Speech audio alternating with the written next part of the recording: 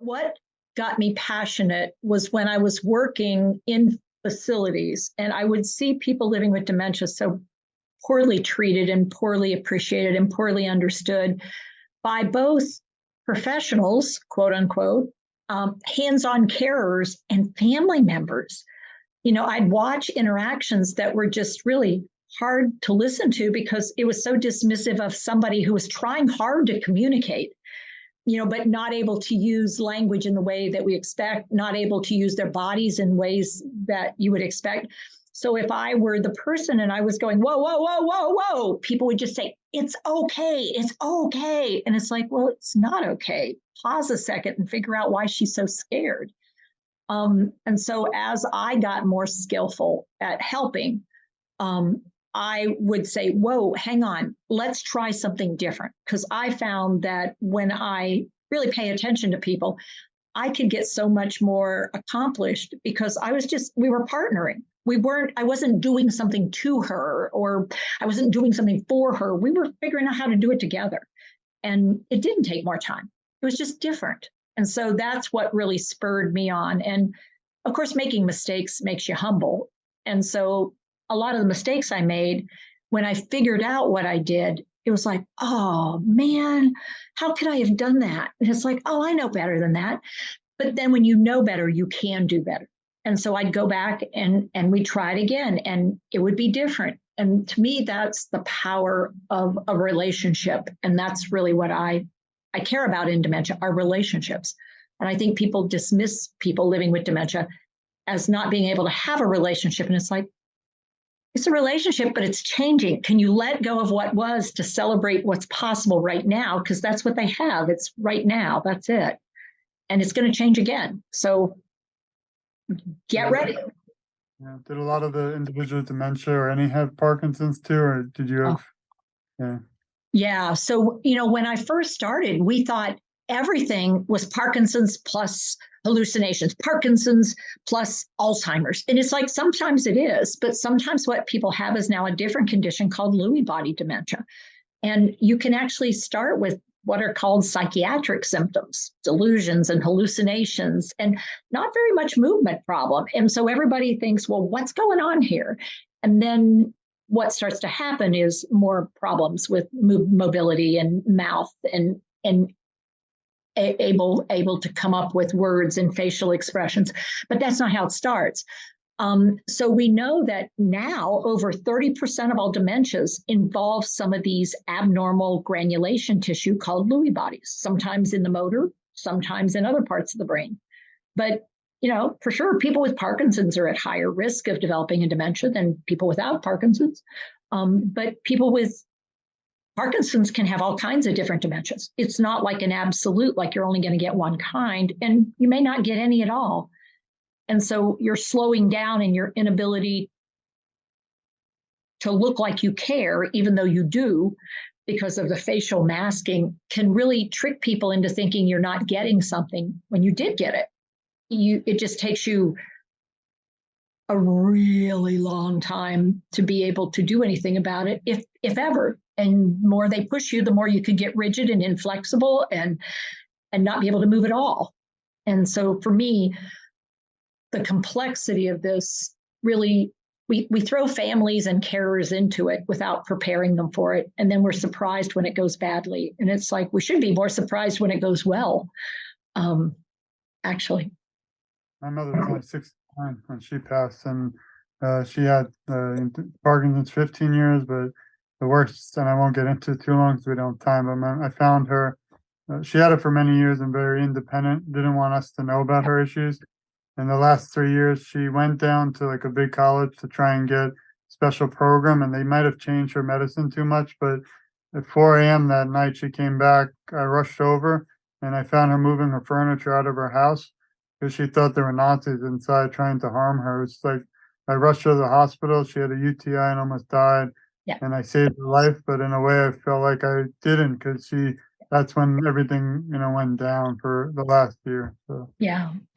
But without your discovery, she could have ended up in jail. She could have ended up in a situation that was so much worse. And that, being in law enforcement by history, how quickly that can go south if she thinks somebody's trying to hurt her, unfortunately, a law enforcement officer, and she thinks you're a Nazi, this could go very badly in very short order. Got a gun in the house too, so I have Oh to take boy. it. Oh, big safety issue. What type of goals do individuals like caretakers or even patients with dementia have when they work with you? My goal is to find three things: relationships that matter, because I think people need not to feel isolated and alone. And so part of the relationship is appreciating and really recognizing what the person still has and still can do, however limited it might be. Whether it's a care person or whether it's a person living with dementia, how's it going? What are things that are working for you? And then the other side of it is what's not working so well that you would like to be better. What would you like to focus on? Because it's not about me. I mean, as much as we could say, yeah, it's all about me, it's not. It's like, what would you like to be different? And it's like, well, I'd like to get to go outside. And it's like, and I might be thinking inside myself, wow, they can hardly even move. Okay, you want to be outside. What about outside do you really like? The animals or the trees or the sky? What are you looking for? And once they give me that answer, I don't know where we're going to go next, because that's part of the process, is recognizing I only bring 50% to the equation. So we've got to figure this out together. So for me, it's recognizing they are the ones that hold the keys. I just have to figure out how to unlock doors. Because what I've done is made a video of outdoors, and and this was the place they like, what season, and so suddenly we can do something with it. The second, so relationships and engagement. I think engagement's huge. Doing things, having something to do that gives you a sense of value and purpose, no matter what your ability state is. And it could be as simple as, I could use your opinion. You know what, George, I could use your opinion. Do you think this picture looks good here, or should I move it? What do you think? I think it's everything you do is awesome. Excellent. Thank you. That's what I was looking for. Now, I want you to realize that was so small, and yet George may feel so important that he gave me a feedback thing, and I said, you know what, I'm going to leave it right like that. I so appreciate you. You have such a good eye. And what he was able to do might have seemed super small. It's like, well, that's hardly anything. It's like, to George, that wasn't hardly anything. It was an acknowledgement of George as a human with something to contribute. You're not a burden. You're not. So I want to always have people see someone as having value and purpose, whether you're a family member or whether you're the person or whether you're a professional. Everybody needs to be valued. And the final is, I want you to learn something new. I want you to have an experience where there's a little bit of new in there. Even if it's just a tiny bit, there's something different for you. So your brain got excited. Because it turns out brains like it when there's something a little different. Not a lot, not horrible, but just enough. I might be staring at the picture now the rest of our talk today. What would you like to see as a future goal for your programs and your organization? I would like what we do to become common practice, because we use the techniques that can make a difference. So if George says, I want to go home, rather than say, George, you are home, I would say, you're wanting to go home. Do you need to do something there? You just don't want to be here. So that people know how to respond effectively. Because when somebody says they want to go home, what they're really saying is, I don't feel comfortable here. This isn't the right place for me. You're not the right person. I've got to figure out what's driving that sense of this isn't right. Because until I figure out how to make it okay, they aren't going to settle down. And they're at high risk for elopement. They're at high risk for wandering. They're at high risk for dissatisfaction. So I just want what is good practice to be common practice. And right now we're far away from that. We still have way too many people going, George, sit down. George, you don't want to fall, do you? George, you've got to sit down. George, listen to me. Listen. I don't know about you, but I'm ready to leave. Open the door. I'm out of here. And we have no idea how we sound.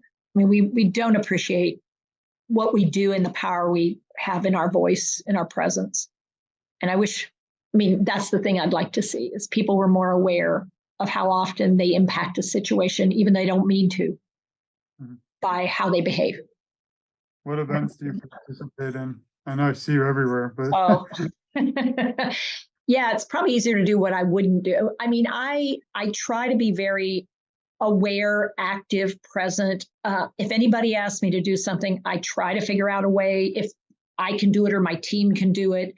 If it's an advocacy effort, I will move it forward. If I believe in what it is we're doing, if it's promoting something that I don't believe in, I absolutely won't. And so I'm pretty aware of whether it's research or whether it's, whether it's engagement, whether it's technology, or whether it's programs. I only do things that I investigate and find, oh, there's some value here. I think this would really be helpful too. And so I try to be involved in things that have either evidence or spark my curiosity, and I'm interested in exploring at least what's going on so that we can help people move forward in a healthy way and recognize we're going to live with dementia for some time. We're not going to cure all the different causes and forms of dementia right away. So boy, we better figure out how to do this well, because, there's many of us at risk for it. I even say, I mean, we don't know, but we don't think it's genetic, but I can get Parkinson's also Yep. and dementia. So Yeah. how can others also become advocates for awareness, in your opinion? I think when you experience something, you have that aha moment where you go, wow, well, that felt really different. It's like, it did. Tell me more about that. So it's a discovery. And it's like, tell you what, I want you to try that with somebody and let me know how it goes. And automatically, then you become an advocate because you go, oh, wow, I tried that thing. It really helped. I tried to do X and that really worked. Or you come back and you say, I couldn't get it to work. And it's like, well, let's figure it out. Because I believe we can advocate better when we truly believe in what we're doing. And I think when people start to realize, oh, look, I can make a difference, the empowerment happens. And I think, George, that's what, as you said, happened to you. First, it was just you and your mom. And then you started realizing, wow, no, I mean, it's a lot more than just me and my mom. Yeah. And look at the difference you've made. I appreciate it. That's why I'm honored that you gave me the time because all the baby steps. Yeah. I'm honored that you approved me because it's really means a lot, your time today. You're so welcome. My pleasure. Only a few more. I went too fast. But why should people who don't have, this is one thing I'm trying to bring, but people who don't have, like Parkinson, don't have dementia. Right now, obviously, I'm writing my book about our journey, but it's like geared more for caretakers than people with Parkinson. I want to reach people who don't have Parkinson and don't have. So why do you think people who don't have dementia or family, why should they care about this? Well, number one, I'd add the word yet. You don't know anybody yet. The other thing I truly believe is the more I know about humanity and how humans are with humans and what happens to humans, the better I am at being a human being. And I happen to believe that as a human being, I have a responsibility. I mean, it's a personal belief set. I have a belief that if I could help, I want to know how to help. And the only way I can possibly know that, even if it's not in my family, even if it's not in my neighborhood right now, I never know who's going to move in next. I never know when I'm going to be going down the street and I see someone and it's like, ooh, that looks like Parkinson's, and they're stuck and nobody's helping.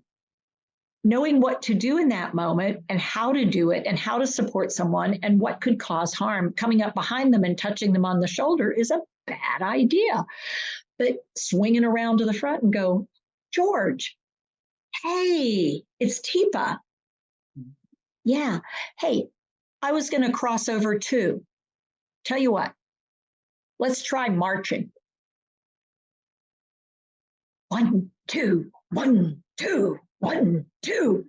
Because I know that I can get people who tend to have trouble getting going often by using marching or using counting, because all of a sudden their brain will go, oh, yeah, I know that. And then suddenly the gear shift happens and we're moving. And it's like, if I wouldn't bother to learn that, how can I help somebody? And I just watch them and go, oh, I need to call the police or something. That guy's stuck. I don't know. Is he homeless or what? You ask him something, he can't say anything. There must be something wrong with him. Yeah, I guess I should call the cops. I actually want to write I don't have enough time for all the things I do, but I do want to write a book about changing our law enforcement world for awareness for dementia. I actually have a lot of ideas, but I taught at the academy and there's literally nothing for dementia.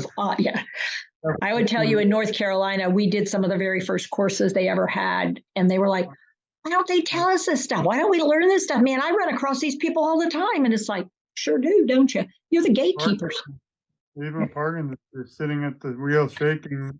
1 second, we're going to be on the news, and it's another mess. We already have enough problems. And we have enough problems. I mean, we do not need. I mean, she doesn't lift her hands up because she can't. If she brings her hands up, she'll fall over, and she can't tell you that because you've already scared her and she can't talk. I mean, whoa. Let's pause a second. And did you notice that she's got total rigidity? She's in her face.